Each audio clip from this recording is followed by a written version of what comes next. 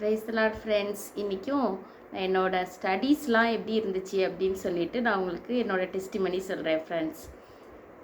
பிகினிங்கில் வந்து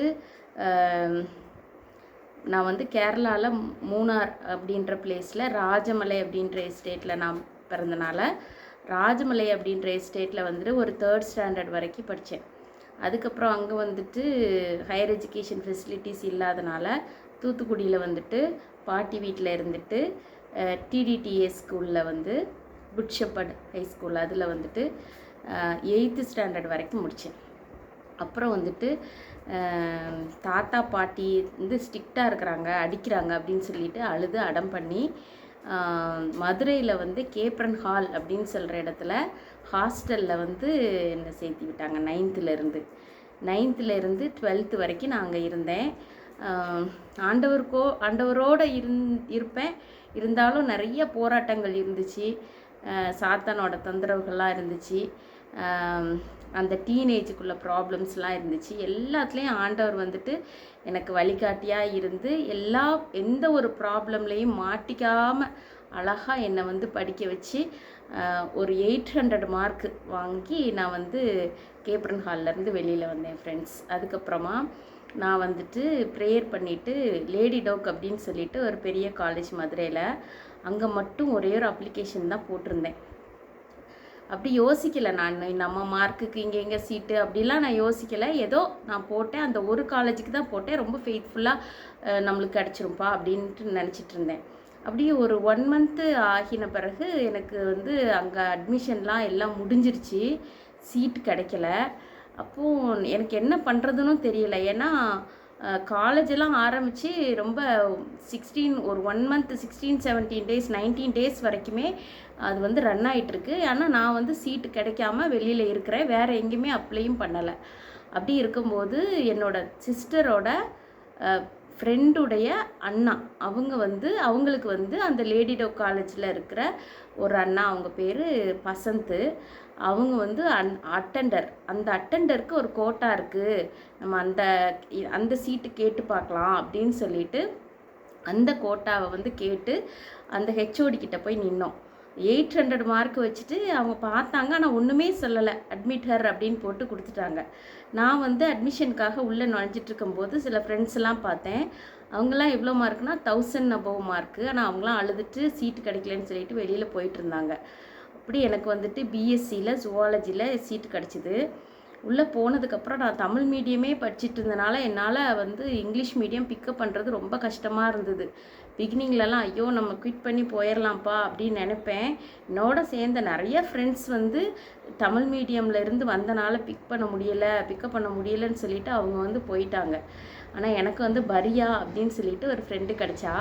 அவள் வந்து நல்ல நோட்ஸ் எடுப்பா, நல்லா இது பண்ணுவாள்.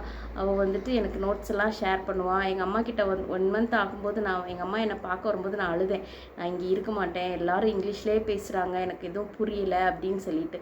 ஆனால் அம்மா வந்து ப்ரேயர் பண்ணிவிட்டு ஒரு இங்கிலீஷ் தமிழ் டிக்ஷனரியும் பைபிளும் வாங்கி கொடுத்துட்டு, ஆண்டவர் ஒன்று நடத்துவார், நீங்கள் தான் படிக்கணும் அப்படின்னு சொல்லிட்டு போயிட்டாங்க. அப்புறம் ஒரு 3 months ஆகிறப்ப நல்லா எனக்கு நோட்ஸ் எடுக்கிற அந்த கெப்பாசிட்டி அது எல்லாமே வந்துருச்சு. அப்புறம் நான் நல்லா படித்தேன். பிஎஸ்சியில் நல்ல ஒரு ஸ்கோரும் வந்தது. அதுக்கப்புறமா வந்துட்டு எம்எஸ்சிக்கு 2 இடத்துல தான் அப்ளிகேஷன் போட்டிருந்தேன். அமெரிக்கன் காலேஜ், லேடி டோக் காலேஜ் 2க்குமே ஜுவாலஜிக்கு போட்டிருந்தேன். அப்படி இருக்கும்போது எங்கள் காலேஜில் வந்து இருந்த ஹெச்ஓடி மேம் ராலின், அவங்க வந்துட்டு நான் சேப்பலெல்லாம் வந்து பைபிள் ரீடிங்லாம் பண்ணுறதெல்லாம் பார்த்துட்டு என்னை விசாரித்தாங்க. அப்போ வந்து நீ எங்கேருந்து வர அப்படின்னு கேட்டாங்க. கூடாரவளை எஸ்டேட்லேருந்து நான் வரேன் அப்படின்னு சொன்னேன். நானும் அங்கேருந்து தான் படித்தேன், அங்கேருந்து ரொம்ப தூரம் போய் ரொம்ப கஷ்டப்பட்டு நான் படித்தேன், நீங்கள் அங்கேருந்து வரியா அப்படின்னு சொல்லிட்டு என்னை வந்து விசாரிச்சுட்டு எம்எஸ்சிக்கு வந்துட்டு ஒரு கிரேஸ் கோட்டா மாதிரி அவங்க வந்து அவங்களோட இதில் எனக்கு வந்து ஒரு சீட் கொடுத்தாங்க. 12 பேர் தான் எம்எஸ்சிக்கு, அதில் எனக்கு ஒரு சீட்டு கிடச்சிது. அது ஆண்டவரோட பெரிய கிருபை. அமெரிக்கன் காலேஜில் வெயிட்டிங் லிஸ்ட்டில் இருந்தது, அப்புறம் அப்படி போயிடுச்சு. நான் வந்து இங்கேயே ஜாயின் பண்ணி எம்எஸ்சியும் முடித்தேன். அதுக்கப்புறம் என்ன படிப்ப அப்படின்னு சொல்லிட்டு ஃபர்தராக என்ன படிக்கிற அப்படின்னு சொல்லிட்டு என்னோடய டீச்சர்ஸ் லெக்சரர்ஸ் எல்லோரும் ஃபைனல் டேயில் வந்து கேட்டுட்டு இருந்தாங்க. அப்போ நான் சொன்னேன், நான் வந்து பிஎட் படிக்க போகிறேன் அப்படின்னு சொன்னேன். ஆனால் எங்கே படிக்க போகிறேன், எப்படி படிக்க போகிறேன்லாம் தெரியல, அப்படி சொல்லிவிட்டு அதே மாதிரி சென்ட் ஜஸ்டின்ஸ் அப்படின்ற ஒரு காலேஜில் வந்து பெரியம்மா பொண்ணு வந்து அங்கே படிச்சுட்டு இருந்தா. அப்போது வந்து நான் வந்து அப்ளிகேஷன் போட்டுட்டு நான் அதுக்கப்புறம் விட்டுட்டேன். எனக்கு அங்கேயும் இதை மாதிரி சீட்டு கிடைக்கல, எனக்கு வரலை, இன்டிமேஷன் லெட்டர் வரல, எனக்கு எதுவுமே தெரியாது. ஆனால் 1 மந்த் பக்கம் ஆயிடுச்சு அப்படின்னு சொன்னாங்க, எல்லாம் ஆரம்பிச்சிருச்சு, நமக்கு சீட்டு கிடைக்கல அப்படின்னு சொல்லிட்டு. ஆனால் என்னோடய சிஸ்டருக்கு வந்து அந்த இடத்துல இருந்து ஒரு லெக்சரர் போஸ்ட்டுக்கு கூப்பிட்டுருந்துருக்காங்க. அவள் வந்து போய் ஜாயின் பண்ணுறதுக்காக சரி நம்ம இங்கே கொஞ்ச நாள் ஒர்க் பண்ணலாம் அப்படின்னு போகிறப்போ அங்கே வந்து அந்த சிஸ்டர் வந்து சொல்லியிருக்கிறாங்க, ஜஸ்ட்டு 1 hour பிஃபோர் தான் இன்னொரு கேர்ள் பேரை சொல்லி அவளுக்கு நாங்கள் கொடுத்துட்டோமே சீட்டு, அவள் வந்து ஜாயின் பண்ண போகிறா ஜாபுக்கு அப்படின்னு சொன்ன உடனே என்னோடய சிஸ்டர் வந்து ஷக்கிலா ஏஞ்சல் அவங்க பேர்.